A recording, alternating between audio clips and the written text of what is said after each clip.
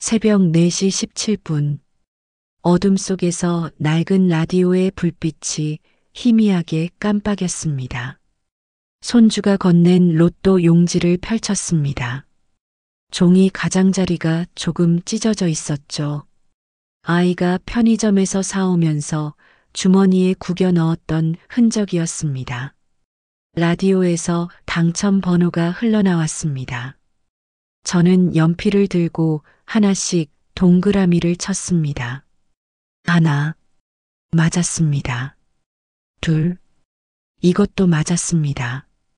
셋, 넷, 다섯, 동그라미가 계속 늘어났습니다. 6번째 숫자, 연필을 쥔 제 손이 떨리기 시작했습니다.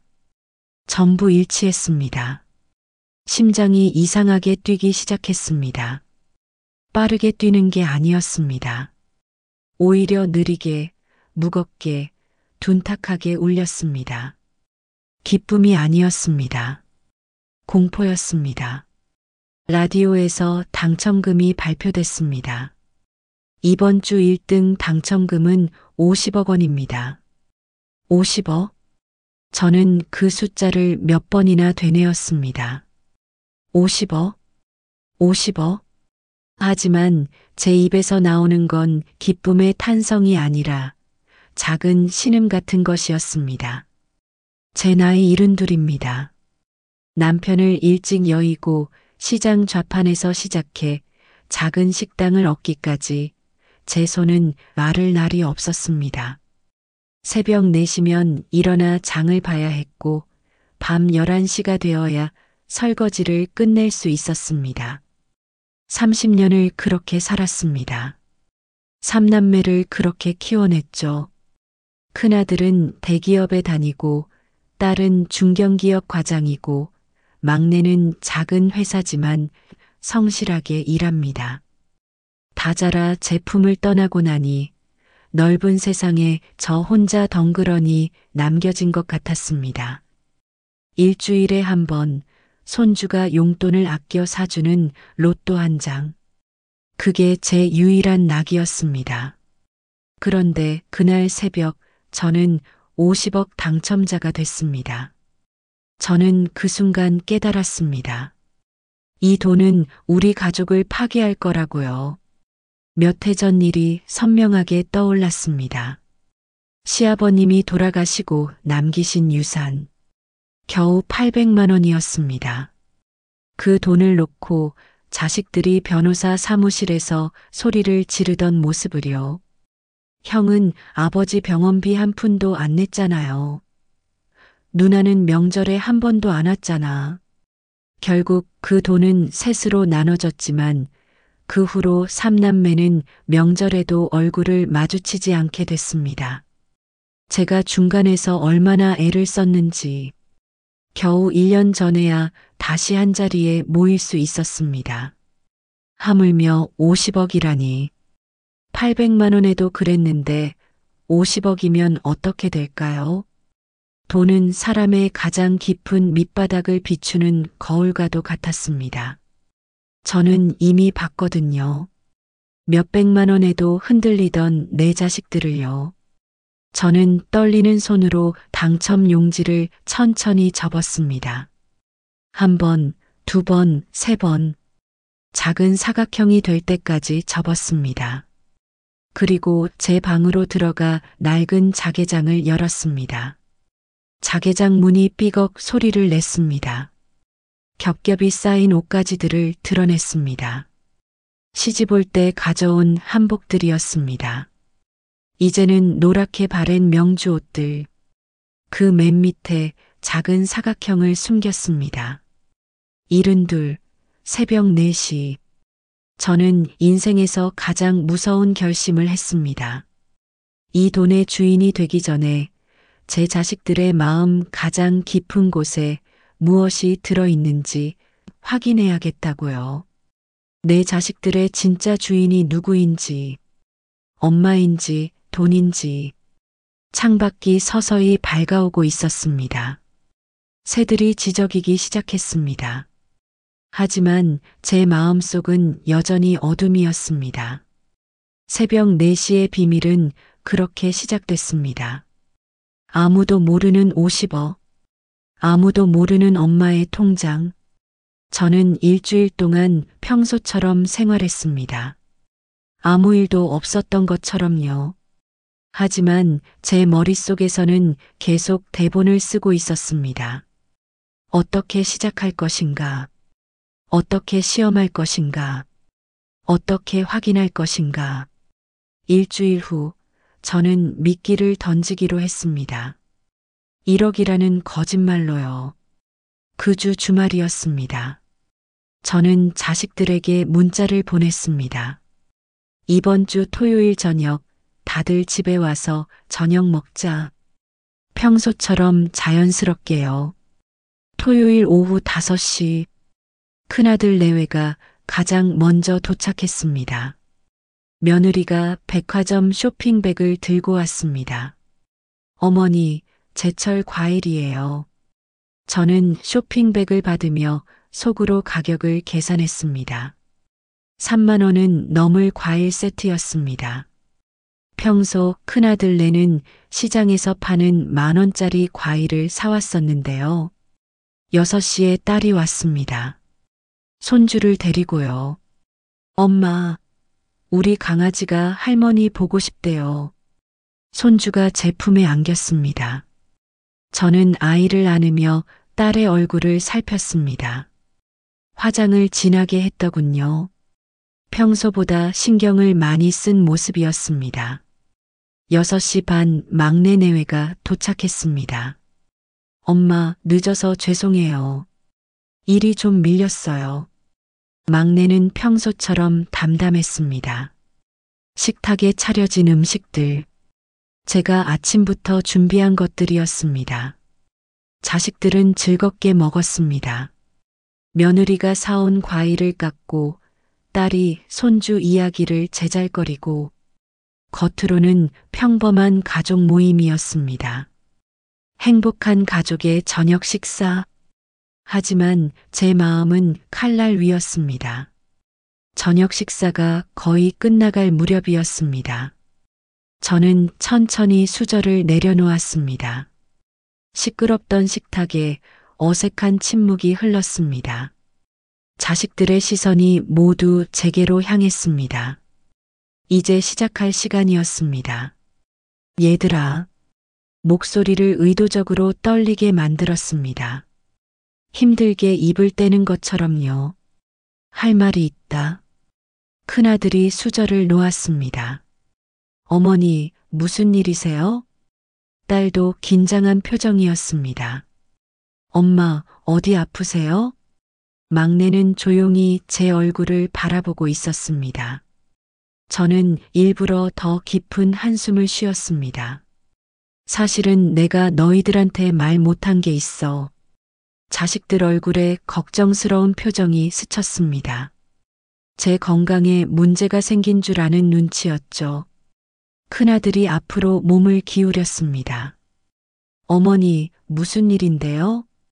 저는 잠시 침묵했습니다. 긴장감을 높이는 침묵이었습니다. 그리고 천천히 입을 열었습니다. 내가 평생 식당 일하면서 푼푼히 모아온 적금이 하나 있다. 자식들이 숨을 죽였습니다. 너희들한테 짐 되기 싫어서 혹시 몰라 부어온 건데. 저는 또 한 번 멈췄습니다. 그게 이제 만기가 돼서 1억 조금 넘게 됐어. 1억. 그 단어가 식탁 위에 내려앉는 순간 공기가 변했습니다. 자식들은 순간 아무 말도 하지 못했습니다. 큰아들의 눈이 커졌습니다. 딸이 입을 살짝 벌렸습니다. 막내만 표정 변화가 없었습니다. 3초 정도의 침묵이 흘렀습니다. 그 짧은 시간 동안 저는 새 아이의 눈빛을 관찰했습니다. 놀라움이었습니다. 충격이었습니다. 하지만 그 놀라움 뒤에 숨겨진 것도 보였습니다. 큰아들의 눈빛이 잠깐 번뜩였습니다. 계산하는 눈빛이었습니다. 딸이 가장 먼저 입을 열었습니다. 어머, 엄마. 정말요? 목소리가 컸습니다. 너무 컸습니다. 그걸 왜 이제야 말씀하세요? 아이고, 우리 엄마 대단하시다. 딸이 일어나 제 어깨를 두드렸습니다. 과장된 동작이었습니다. 큰아들은 달랐습니다. 어머니, 정말 대단하십니다. 점잖았습니다. 차분했습니다. 하지만 계산적이었습니다. 그런데 그 큰 돈을 어떻게 하시려고요? 큰아들이 조심스럽게 물었습니다. 요즘 세상이 흉흉해서 노인분들 돈 노리는 사기꾼들도 많다던데요. 혹시 누가 이상한 투자 권유하면 절대 하시면 안 돼요. 저는 그 말 속에 숨겨진 진짜 질문을 알고 있었습니다. 그 돈 우리한테 주실 거죠? 우리가 관리해 드릴까요? 우리한테 먼저 말씀하세요. 딸도 거들었습니다. 맞아요, 엄마. 요새 노인 타겟 사기가 얼마나 많은데요. 엄마 혼자 관리하시기 힘드시죠? 두 아이의 시선이 제게 집중됐습니다. 하지만 오직 막내 아들만이 달랐습니다. 엄마, 막내가 조용히 입을 열었습니다. 그 돈은 엄마 노후 자금이에요. 말수는 적지만 말의 결이 단단했습니다. 저희 걱정은 마시고 절대 함부로 쓰지 마세요. 그냥 은행에 고이 모셔두세요. 형이나 누나한테도 주지 마시고요. 막내의 말에 큰아들과 딸의 표정이 미세하게 굳어졌습니다. 야, 내가 무슨 말을. 큰아들이 말하려다 멈췄습니다. 저는 그 모든 것을 조용히 지켜봤습니다. 얘들아, 엄마가 잘 생각해 볼게. 오늘은 그냥 밥이나 먹자. 그렇게 말하며 화제를 돌렸습니다. 하지만 식탁의 분위기는 이미 변해 있었습니다. 그날 밤 자식들이 돌아간 후 저는 거실에 홀로 앉아 있었습니다. 제 시험지는 세상에 던져졌습니다. 이제 채점만 남았습니다. 그때였습니다. 휴대폰이 짧게 울렸습니다. 문자 알림이었습니다. 큰아들이었습니다. 저는 휴대폰을 들어 천천히 문자를 읽었습니다. 어머니, 주무십니까? 아까 하신 말씀 말입니다만, 제가 요즘 준비하는 사업에 대해 조만간 따로 찾아뵙고 자세히 설명해 드릴 기회를 주셨으면 합니다. 이건 정말 좋은 기회입니다. 저는 휴대폰 화면을 오래 들여다보았습니다. 좋은 기회. 누구한테 좋은 기회일까요? 어머니한테? 아니면 아들한테? 저는 휴대폰을 내려놓았습니다. 사흘만 기다리면 첫 번째 답을 알 수 있을 것 같았습니다. 사흘 후 수요일 저녁이었습니다. 초인종이 울렸습니다. 큰아들이었습니다. 양손 가득 비싼 한우 세트를 들고 서 있었습니다. 포장부터 달랐습니다. 검은색 고급 쇼핑백에 금색 로고가 박혀 있었습니다. 명절에도 과일 상자 하나면 충분하던 아이였죠. 엄마, 기력 없으실까봐 아들이 고기 좀 사왔어요. 목소리가 밝았습니다. 과하게요. 요즘 입맛 없으시죠? 이거 드시면 기운 나실 거예요. 저는 아무것도 모르는 척 고기를 받았습니다. 아이고, 이게 얼마짜리인데. 에이, 엄마. 돈이 무슨 대수예요. 엄마 건강이 우선이죠. 아들이 환하게 웃었습니다. 하지만 저는 알고 있었습니다. 그 쇼핑백 안에 든 한우 세트가 최소 20만 원은 넘는다는 것을요. 그 값비싼 포장지 너머로 아들의 진짜 목적이 보였습니다. 엄마, 오늘 저녁은 제가 구워드릴게요. 아들은 부엌으로 가서 직접 고기를 구웠습니다. 평소에는 설거지 한번 거들지 않던 아이가요. 자, 엄마. 드세요. 입에서 살살 녹는다니까요. 저는 고기를 한 점 집어 입에 넣었습니다. 정말 부드러웠습니다. 좋은 고기였습니다. 하지만 제 입안에서는 쓴맛만 돌았습니다. 저녁 식사가 끝났습니다. 설거지까지 아들이 다 했습니다. 그리고 거실로 와서 소파에 앉았습니다. 엄마, 잠깐 시간 괜찮으세요? 그래, 뭔데? 아들은 기다렸다는 듯이 가방에서 두꺼운 서류 뭉치를 꺼냈습니다. 파일이 묵직했습니다. 100장은 넘어 보였습니다. 이게 뭐니? 제가 준비하는 사업 계획서예요. 아들이 서류를 제 앞 탁자 위에 펼쳤습니다. 친환경 신소재 개발 사업. 표지에 큰 글씨로 쓰여 있었습니다. 복잡한 그래프들과 제가 평생 들어본 적도 없는 어려운 말들로 가득했죠. 엄마, 이건 단순한 사업이 아니에요. 아들의 목소리가 달라졌습니다. 유능한 사업가 같은 톤이었습니다. 미래를 바꾸는 투자라고요. 환경 문제가 이제 전 세계적 화두잖아요. 이 신소재가 상용화되면 플라스틱을 완전히 대체할 수 있어요. 아들은 서류를 한 장 한 장 넘기며 설명했습니다. 제가 몇 년을 준비한 겁니다. 대학 교수님이랑 공동 연구도 하고 특허 출원도 진행 중이에요. 열정적이었습니다. 진심처럼 보였습니다. 그런데 딱 한 가지 문제가 있어요. 아들이 저를 똑바로 바라봤습니다. 초기 자금이에요. 딱 1억만 있으면 시작할 수 있어요. 엄마의 그 1억이 우리 가족의 미래를 바꿀 마지막 열쇠가 될 수 있습니다. 저는 돋보기를 꺼내드는 척하며 아들의 얼굴을 살폈습니다. 눈빛에 조급함이 비쳤습니다. 아가, 저는 순진한 노모를 연기했습니다. 이런 거 하나도 모른다.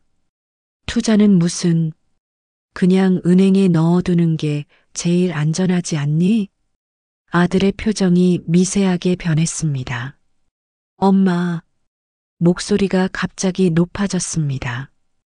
요즘 세상에 어느 바보가 은행에 돈을 묶어둬요. 이자가 얼마나 됩니까? 1억을 넣어봐야 한 달에 몇십만 원이에요. 답답하다는 표정이었습니다. 이건 그냥 돈 빌려달라는 게 아니에요. 엄마 돈을 제가 안전하게 2배, 3배로 불려드리겠다는 거예요. 아들 사업에 투자하시는 거라고요. 그래도 저는 조심스럽게 말했습니다. 만약에 망하면 어떡하니? 그건 내가 평생 모은 전부인데. 그 순간이었습니다. 아들의 표정이 확 굳어지는 것을 봤습니다. 턱에 힘이 들어갔습니다. 주먹을 꽉 쥐었습니다. 제 순진한 질문이 그의 계획에 걸림돌이 된다고 느낀 거였습니다. 인내심이 바닥을 드러내고 있었습니다. 엄마는 아들의 목소리가 떨렸습니다. 짜증이 섞여 있었습니다. 엄마는 꼭 그렇게 부정적인 말씀만 하세요? 제가 누구 아들인데요? 엄마 아들이에요. 제가 설마 엄마 돈을 떼먹겠어요? 아들이 목소리를 높였습니다. 이 사업만 성공하면 엄마 곁을 평생 책임질게요. 노후도 제가 다 책임지고요. 제발, 저 한 번만 믿어주세요.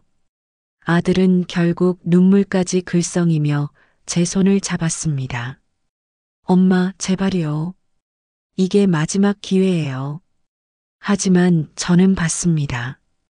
그의 눈물 너머 어떻게든 저 돈을 내 손에 넣어야 한다는 절박함을요. 저는 조용히 아들의 손을 뿌리쳤습니다. 미안하다, 아들. 엄마가 좀 더 생각해 볼게. 갑자기 큰돈 이야기를 들으니까 머리가 복잡하구나. 아들의 얼굴이 확 굳었습니다. 그럼 언제까지 생각해 보실 건데요? 일주일만 시간을 다오. 아들은 그날 밤 서류를 거칠게 가방에 넣고 돌아갔습니다. 현관문이 쿵 하고 닫혔습니다. 평소 같으면 엄마 안녕히 주무세요라고 했을 텐데요. 그날은 인사도 없이 나갔습니다. 저는 거실에 홀로 앉아 생각했습니다. 첫 시험. 결과는 낙제였습니다. 며칠 후 금요일 오후였습니다. 휴대폰이 울렸습니다. 딸이었습니다. 전화를 받자마자 딸의 울음소리가 들렸습니다. 엄마. 흐느끼는 목소리였습니다. 나 지금 엄마 집 앞에 와 있어. 잠깐만. 얼굴만 보고 가면 안 될까? 그래, 올라와. 불안한 마음으로 현관문을 열고 기다렸습니다. 엘리베이터가 열리고 딸이 나타났습니다. 눈이 퉁퉁 붓도록 운 얼굴이었습니다. 화장이 번져 있었습니다. 엄마. 딸은 말도 제대로 못하고 제 품에 와락 안겼습니다. 한참을 제 어깨에 얼굴을 묻고 울었습니다. 딸의 어깨가 파르르 떨렸습니다. 엄마, 엄마 같은 말만 반복했습니다. 저는 딸의 등을 토닥였습니다. 왜 그러니? 무슨 일이야? 진정하고 말해봐. 한참 후에야 딸이 고개를 들었습니다. 엄마, 나 어렵게 입을 뗐습니다. 엄마가 요즘 자꾸 깜빡깜빡 하시는 것 같아서 걱정됐어. 내가, 응. 명절 때 같은 말씀을 3번이나 하시고, 손주 이름도 헷갈려 하시고, 딸이 눈물을 닦았습니다. 그래서 나 몰래 큰 병원에 가서 엄마 증상 설명하고 상담받았어. 병원에? 응. 그랬더니 의사 선생님이 딸의 목소리가 다시 떨렸습니다. 초기 치매 의심 소견이라고 정밀 검사를 받아보라고 했어. 딸이 다시 울기 시작했습니다. 엄마, 나 너무 무서워. 엄마가 나를 잊어버리면 어떡해. 딸의 눈물은 진실해 보였습니다. 정말 진심으로 걱정하는 것처럼 보였습니다. 하지만 저는 이미 의심하는 법을 배운 뒤였습니다. 근데 딸이 조심스럽게 말을 이었습니다. 문제가 검사비가 너무 비싸. 딸이 고개를 떨구었습니다. 엄마 뇌 MRI 찍고 정밀 인지 검사 받고 혈액 검사까지 하면 몇백만 원이 나온대. 딸이 제 손을 꼭 잡았습니다. 오빠는 지금 사업 준비한다고 돈이 없고 나 혼자서는 감당이 안 돼. 남편한테 말했더니 시어머니 병원비도 있는데 어렵다고. 딸의 눈에서 눈물이 뚝뚝 떨어졌습니다. 엄마, 제발 나 좀 도와줘. 검사만이라도 받아보자. 응? 딸의 눈물을 보며 제 가슴이 찢어지는 것 같았습니다. 예쁜 내 딸. 어릴 적 제 치마폭에 매달려 울던 그 아이. 하지만 저는 이미 의심하는 법을 배운 뒤였습니다. 딸은 정말 저를 걱정하고 있는 걸까요? 아니면 제 1억짜리 적금 통장을 떠올리고 있는 걸까요? 그래, 알았다. 엄마가 어떻게든 해볼게. 저는 딸을 다독였습니다. 너무 걱정 마. 엄마가 치매일 리 없어. 괜찮을 거야. 정말? 엄마, 정말 괜찮을 거지? 그럼 괜찮고 말고. 딸은 그날 한참을 더 있다가 돌아갔습니다. 현관문이 닫히자마자 저는 전화기를 들었습니다. 딸이 말한 그 병원. 서울 강남에 있는 유명한 대학병원이었습니다. 114로 병원 전화번호를 찾아 전화를 걸었습니다. 여보세요. 신경과 연결 부탁드립니다. 잠시 후 신경과로 연결됐습니다. 안녕하세요. 혹시 최근에 환자 보호자가 방문해서 치매 관련 상담을 받은 적이 있는지 확인하고 싶은데요. 환자분 성함이 어떻게 되시죠? 저는 제 이름을 말했습니다.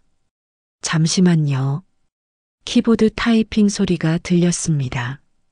성함과 생년월일로 조회했는데요. 저희 병원에 그런 기록은 없습니다. 제 심장이 차갑게 식었습니다. 혹시 보호자가 직접 상담받은 기록도 확인 가능한가요? 제 딸인데 그것도 환자 등록이 되어야 기록이 남는데요. 최근 3개월 내에는 해당 환자분 이름으로 등록된 기록이 전혀 없습니다. 감사합니다. 저는 전화를 끊었습니다. 딸의 말은 거짓이었습니다. 처음부터 끝까지 지어낸 이야기였습니다. 저는 한참을 소파에 앉아 있었습니다. 가슴에 구멍이 뚫린 것 같았습니다. 하지만 저는 마지막으로 확인하고 싶었습니다. 혹시 다른 병원은 아닐까? 혹시 제가 잘못 알아들은 건 아닐까? 다음 날 아침 저는 딸에게 전화를 걸었습니다. 여보세요, 엄마. 딸의 목소리는 평소처럼 밝았습니다. 어제는 그래. 울면서 와서 엄마가 놀랐네. 기분은 좀 나아졌니? 응, 엄마. 미안해. 어제 너무 감정적이었어. 아니다, 괜찮아. 근데 말이다. 저는 조심스럽게 물었습니다. 내가 간 병원이 어디라고 했지? 엄마가 어제 너무 놀라서 잘 기억이 안 나네. 아, 강남대학병원이요. 딸이 거침없이 대답했습니다. 신경과에서 상담받았어. 거짓말이 막힘없이 흘러나왔습니다. 그래. 알았다. 엄마가 생각해봤는데 내 말이 맞는 것 같아. 검사 한번 받아보자. 정말? 엄마. 딸의 목소리가 환해졌습니다. 그럼 내일 같이 은행 갈까? 내가 예약해 놓을게. 그래, 그러자. 전화를 끊었습니다. 저는 깊은 한숨을 쉬었습니다. 은행에 가기로 약속한 그날 아침이었습니다. 딸이 일찍 왔습니다. 엄마, 나 화장실 좀 쓸게. 딸은 제 안방으로 들어갔습니다. 제 화장대 앞에 앉아 거울을 보며 립스틱을 고쳤습니다. 그때 휴대폰이 울렸습니다. 딸이 전화를 받았습니다. 저는 부엌에서 설거지하는 척하며 귀를 기울였습니다. 자기야. 딸의 목소리가 들렸습니다. 작은 목소리였지만 들렸습니다. 응, 성공했어. 엄마가 돈 준대. 저는 설거지 물을 잠갔습니다. 내가 치매 초기라고 좀 울었더니 바로 넘어가시네. 딸이 키득거렸습니다. 역시 우리 엄마 단순해서 좋다니까. 이걸로 자기 차부터 바꾸자. 벤츠 E클래스 어때? 제 손에서 그릇이 떨어질 뻔했습니다. 응, 사랑해.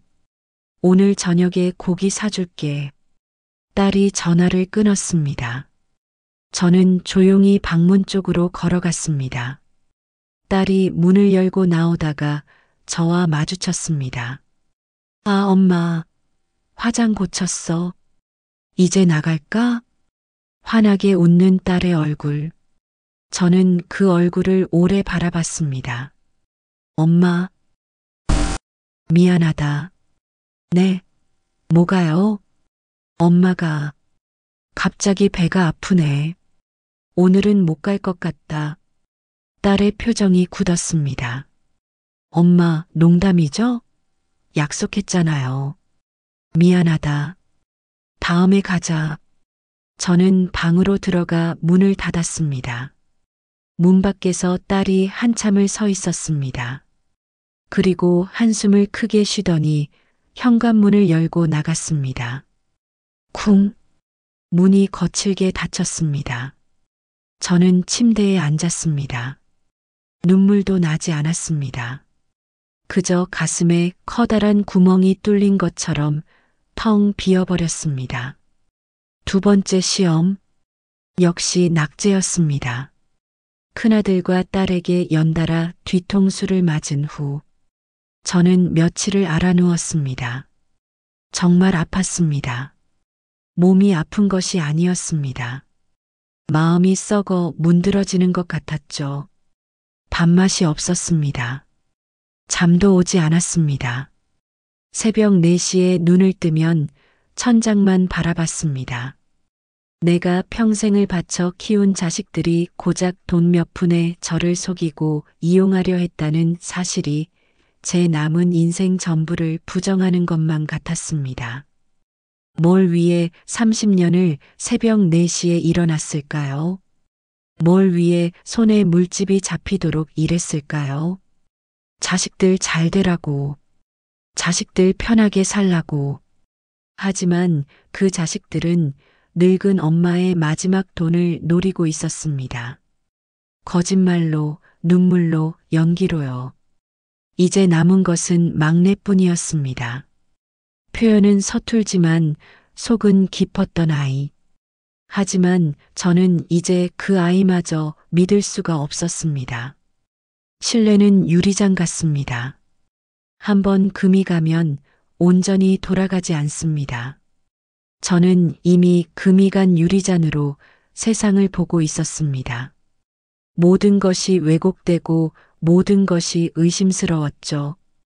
큰아들도 그랬고 딸도 그랬는데 막내라고 다를까요? 오히려 막내가 더 영리하게 접근하는 건 아닐까요? 형과 누나가 실패한 걸 보고 다른 방법을 찾는 건 아닐까요? 이것이 돈이 제게 준 첫 번째 저주였습니다. 의심의 저주. 하지만 저는 마지막으로 확인하고 싶었습니다. 혹시라도, 정말 혹시라도, 한 아이만이라도 진짜였으면 좋겠다고. 저는 마지막 시험을 위해 막내 아들에게 전화를 걸었습니다. 일부러 가장 힘없고 아픈 목소리를 냈습니다. 아들, 엄마야. 엄마, 무슨 일이세요? 목소리가 왜 그래요? 걱정하는 목소리였습니다. 혹시 오늘 저녁에 잠깐 들를 수 있겠니? 할 얘기가 있어서.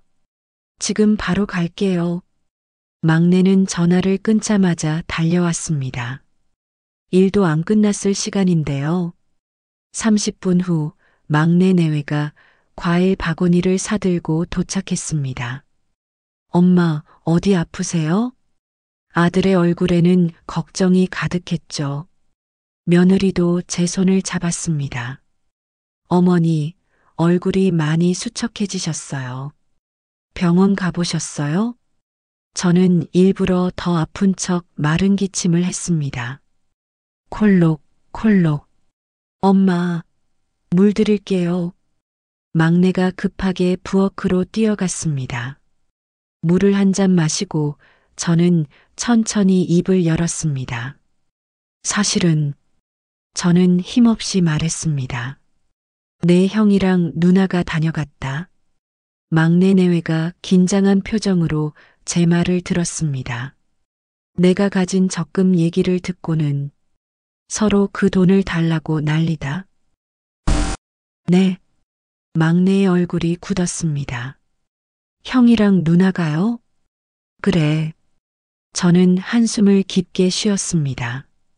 형은 사업 투자하겠다고 1억을 달라고 하고 누나는 목이 메었습니다. 엄마한테 치매 왔다고 거짓말까지 하면서 검사비 명목으로 돈을 뜯어내려고 했어. 뭐라고요?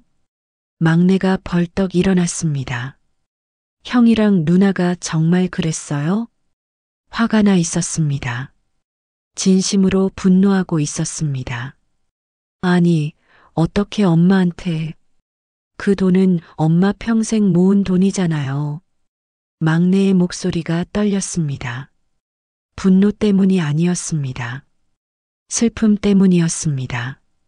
내가 아프다고 해도 병원비는커녕 자기들 쓸 돈만 달라고 하니 이 어미는 이제 어찌 살아야 할지 모르겠다. 저는 눈물을 글썽였습니다. 연기가 아니었습니다. 진짜 눈물이었습니다. 저는 막내의 반응을 살폈습니다. 그 역시 그럼 그 돈 저 주세요라고 말할까봐 심장이 조마조마했습니다. 하지만 막내는 예상과 전혀 다른 말을 했습니다. 엄마. 막내가 제 앞에 무릎을 꿇고 앉았습니다. 그 돈 절대 쓰지 마세요. 단호했습니다. 그건 엄마 마지막 자존심이고 노후 자금이에요. 막내가 제 손을 꼭 잡았습니다. 형이랑 누나는 제가 만나서 얘기할게요. 다시는 엄마 힘들게 못하도록 제가 막을게요. 며느리도 옆에서 제 다른 손을 잡았습니다. 어머니, 저희가 있잖아요. 걱정 마세요. 막내가 덧붙였습니다. 저희가 아직 큰 돈은 못 벌지만 막내가 잠시 며느리를 보았습니다. 며느리가 고개를 끄덕였습니다. 다음 달부터 생활비 20만 원씩 더 보내드릴게요. 저희 애 학원비 하나 줄이면 돼요. 아니야. 제가 손을 저었습니다. 너희도 살기 힘들 텐데. 엄마가 더 힘드세요. 그러니 그 적금은 절대 깨지 마세요. 형이나 누나한테도 절대 주지 마시고요. 아셨죠? 막내가 제 손을 더 꽉 잡았습니다. 저는 아무 말도 할 수 없었습니다. 그저 제 손을 잡아주는 아들의 투박하고 따뜻한 손을 느끼며 뜨거운 눈물을 흘릴 뿐이었습니다. 캄캄한 어둠 속에서 마침내 한 줄기 빛을 발견한 기분이었습니다. 고맙다. 같은 말만 반복했습니다. 막내 내외는 그날 밤 늦게까지 제 곁에 있어 주었습니다. 저녁도 차려주고 설거지도 하고 집 안 청소까지 했습니다. 돌아가기 전 막내가 말했습니다. 엄마 힘들면 언제든 전화하세요. 바로 달려올게요. 현관문이 닫혔습니다. 저는 한참을 문 앞에 서 있었습니다. 유일한 합격이었습니다. 세 아이 중 단 한 아이. 하지만 그 한 아이로 충분했습니다. 막내 아들이 돌아간 그날 밤, 저는 한숨도 자지 못했습니다.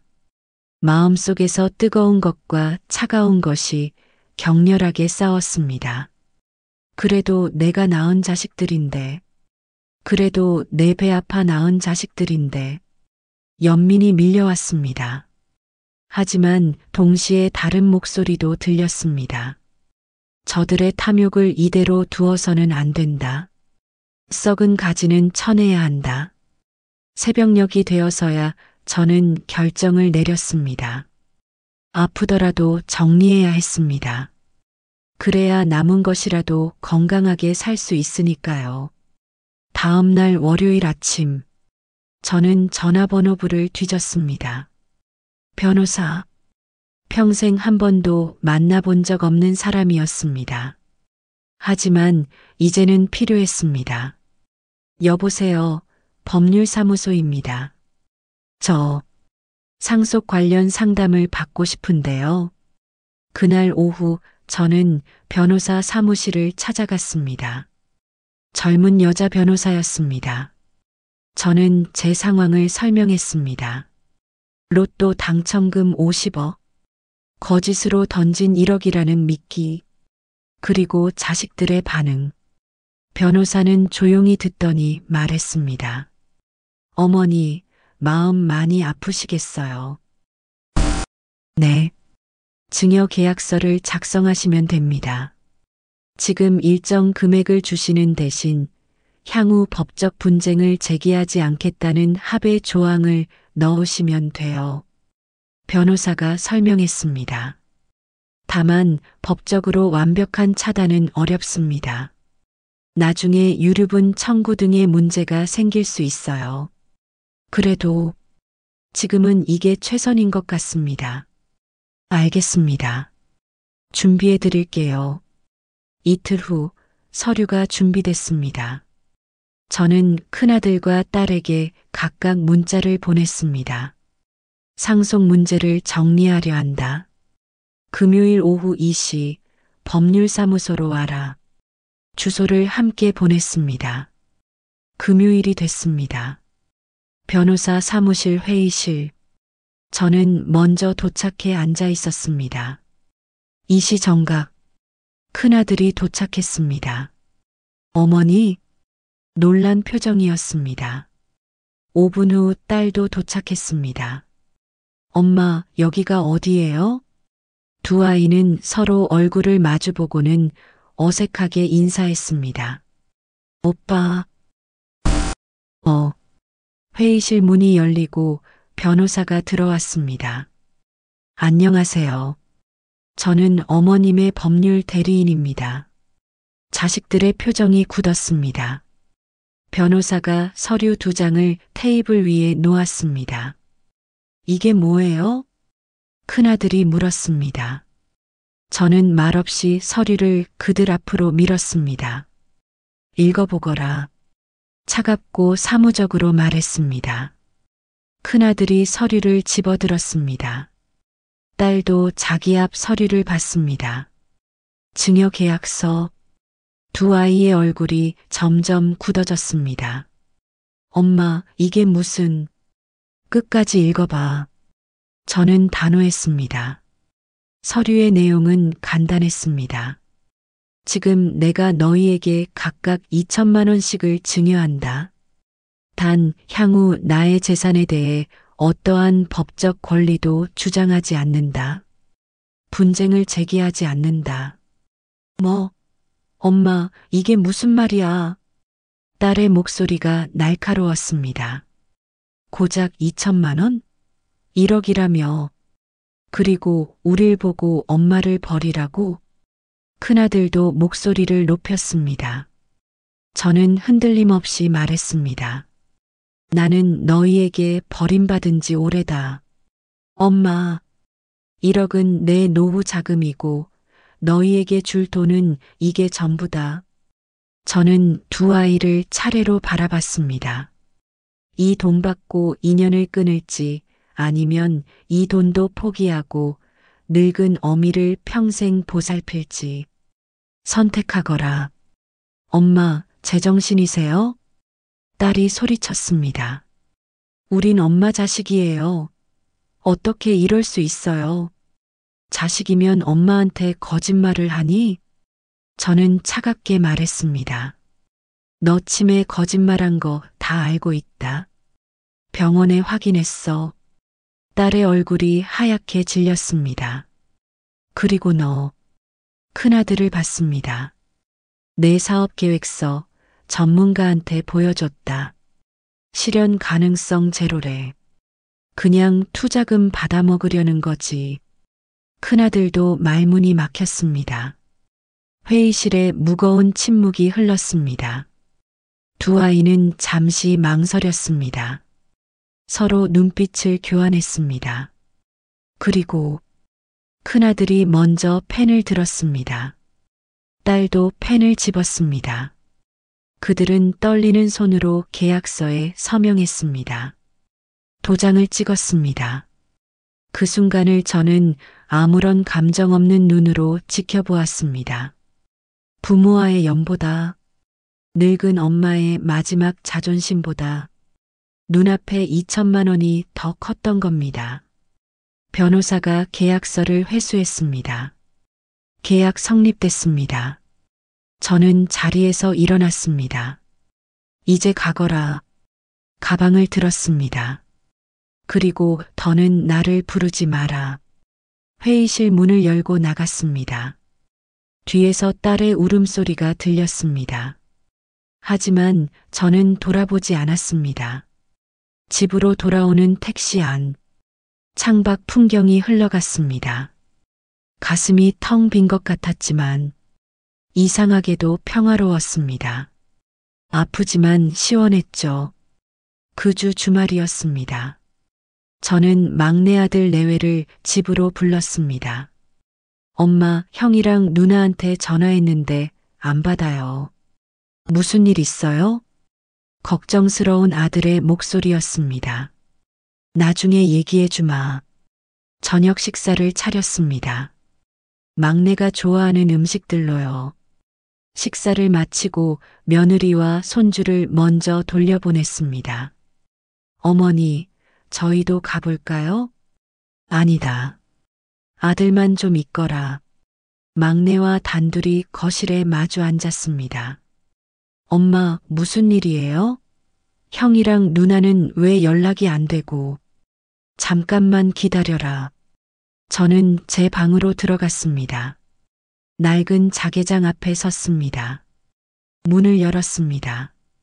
겹겹이 쌓인 옷가지들을 드러냈습니다. 그리고 맨 밑에서 조심스럽게 그 작은 사각형 종이를 꺼내왔습니다. 50일만입니다. 다시 이걸 꺼내는 게 거실로 돌아왔습니다. 막내는 긴장한 표정으로 앉아 있었습니다. 저는 그 종이를 아들 앞으로 밀었습니다. 이게 뭐예요? 아들이 의아한 표정으로 종이를 집어들었습니다. 낡고 구겨진 종이. 내 형과 누나에게는. 저는 천천히 말했습니다. 1억짜리 적금이 있다고 했었다. 아들이 고개를 끄덕였습니다. 하지만 그건 거짓말이었어. 네, 진짜는. 저는 종이를 가리켰습니다. 바로 이거란다. 아들은 고개를 숙여 그 작은 종이에 적힌 숫자들을 천천히 읽어 내려갔습니다. 하나, 둘, 셋, 넷, 다섯, 여섯. 당첨 번호들. 그리고 당첨 금액이 적힌 마지막 줄에서 아들의 손이 떨리기 시작했습니다. 엄마, 이게. 아들이 고개를 들었습니다. 눈이 커져 있었습니다. 이게 정말이에요? 50억? 믿을 수 없다는 표정이었습니다. 저는 조용히 고개를 끄덕였습니다. 그래, 진짜다. 아들은 한참 동안 아무 말이 없었습니다. 종이를 들여다보고, 저를 보고, 다시 종이를 보고, 돈 때문에 기뻐하는 것이 아니었습니다. 그제야 지난 몇 주간 제가 벌였던 그 위험한 연극의 모든 조각을 맞추고 있었던 겁니다. 그럼, 형이랑 누나는, 그래, 1억이라는 거짓말로 시험했다. 저는 담담하게 말했습니다. 그리고 둘 다 탐욕을 보였어. 아들의 얼굴이 일그러졌습니다. 그래서 지금 연락이 안 되는 거예요? 금요일에 변호사 사무실에서 정리했다. 각자 2천만 원씩 주고 연을 끊었어. 엄마, 아들의 목소리가 떨렸습니다.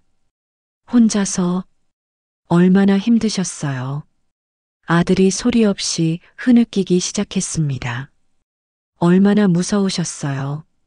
엄마, 아들은 제 손을 잡고 아이처럼 울었습니다. 50억이라는 돈이 아니라 그 돈 때문에 제 자식들에게 시험을 해야만 했던 제 기구한 처지를, 제 아픈 마음을 이 아이는 울어주고 있었던 겁니다. 형이랑 누나가 어떻게 그럴 수가 있어요? 아들이 눈물범벅이 된 얼굴로 말했습니다. 엄마한테 거짓말까지 하면서 어떻게. 저는 아들의 등을 토닥였습니다.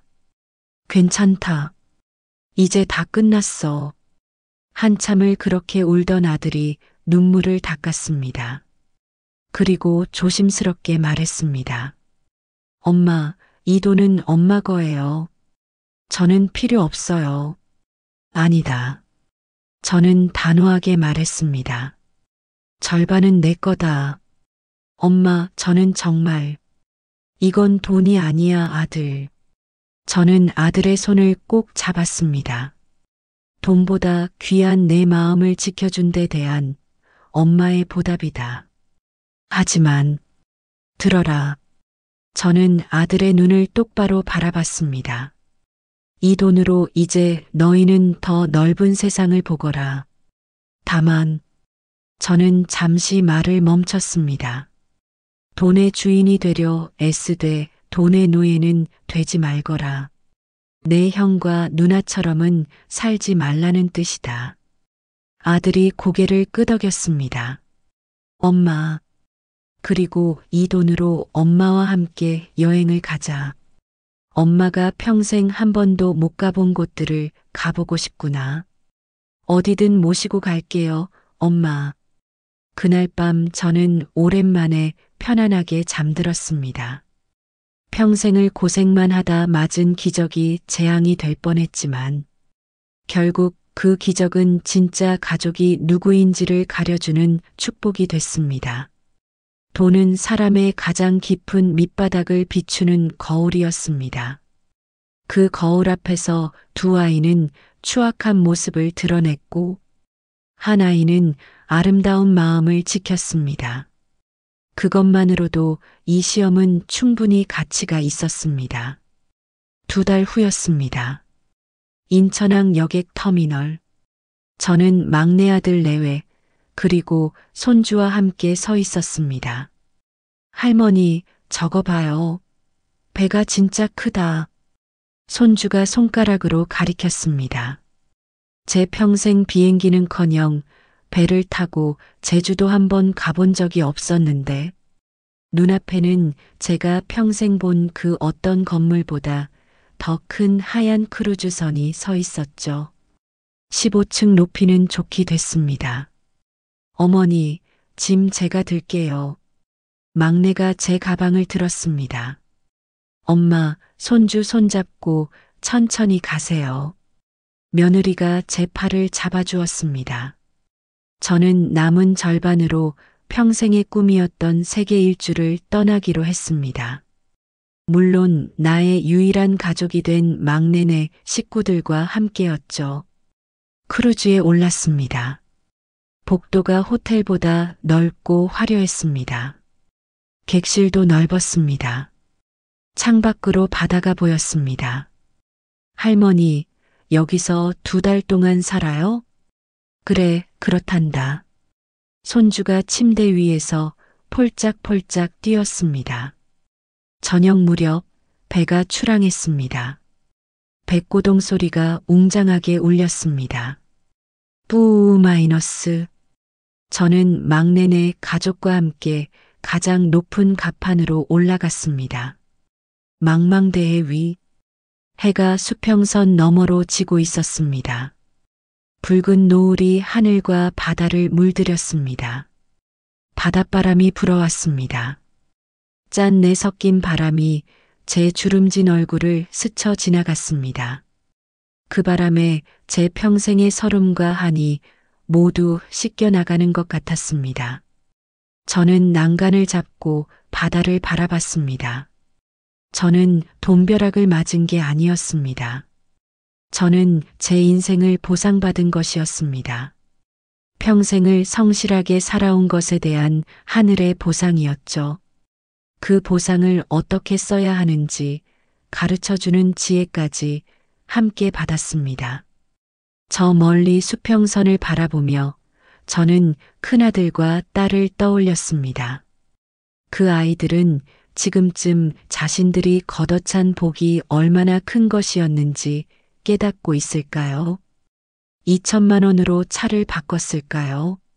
아니면 벌써 다 써버렸을까요? 하지만 이제 더는 그 아이들을 원망하지 않기로 했습니다. 그들은 그들의 선택에 대한 책임을 지고 살아갈 것이고, 저는 제 선택으로 얻은 행복을 누리며 살아갈 테니까요. 엄마, 추우세요? 안으로 들어가실래요? 막내가 물었습니다. 아니다. 조금만 더 있자. 저는 바람을 더 맞고 싶었습니다. 할머니, 저기 봐요. 손주가 갑자기 소리쳤습니다. 돌고래예요. 아이의 손가락 끝을 따라가니 정말로 돌고래떼가 우리 배를 따라 힘차게 헤엄치고 있었습니다. 5, 6마리. 물 위로 뛰어오르고 다시 들어가고. 와! 손주가 환호했습니다. 저는 그 모습을 보며 환하게 웃었습니다. 72해 평생 처음으로 지어보는 아무런 걱정 없는 진짜 웃음이었습니다. 새벽 4시 뼛속 깊이 밴 물비린내로 눈을 뜨던 그 고된 시간들, 손에 물집이 잡히고 허리가 끊어질 것 같던 그 30년. 하지만 그 시간들이 있었기에 지금 이 순간이 더 빛나는 것이었습니다. 망망대해 위에서 저는 깨달았습니다. 진짜 가족이란 피를 나눈 관계가 아니라 마음을 나누는 관계라는 것을요. 돈은 사람을 시험하는 가장 잔인한 도구지만 동시에 진실을 가려주는 가장 정직한 거울이기도 하다는 것을요. 그리고 인생의 마지막 순간까지 지켜야 할 것은 돈이 아니라 자존심이고 가족이 아니라 진심이라는 것을요. 파도가 철썩이는 소리가 들렸습니다. 갈매기들이 우리 배 위를 빙빙 돌며 울어댔습니다. 저는 막내 아들의 어깨에 기대었습니다. 엄마, 피곤하세요? 아니다. 그냥 행복해서 그래. 72회의 삶이 파노라마처럼 스쳐 지나갔습니다. 고생도 많았고 눈물도 많았지만 결국 이 한 사람만큼은 제대로 키워냈구나 하는 뿌듯함이 가슴을 채웠습니다. 그것만으로도 제 인생은 성공이었습니다. 엄마, 내일 아침 뷔페 가요. 세계 각국 음식이 다 있대요. 그래, 좋다. 그리고 모레는 첫 기항지 오키나와예요. 같이 구경 가요. 응, 다 가자. 엄마가 다 보고 싶구나. 해가 완전히 졌습니다. 하늘에 별들이 하나씩 떠올랐습니다. 바다 위에도 별들이 반짝였습니다. 저는 그 별들을 바라보며 생각했습니다. 50억? 그 돈이 저를 시험했고 저는 그 시험을 통과했습니다. 탐욕에 빠지지 않고 진짜 가족을 찾아냈습니다. 이제 남은 인생은 제가 원하는 대로 살 수 있습니다. 자유롭게, 행복하게, 당당하게, 망망대해 위 72살 할머니의 새로운 항해가 시작됐습니다. 끝까지 들어주셔서 감사합니다. 구독과 좋아요 부탁드립니다. 다음 이야기도 기대해 주세요.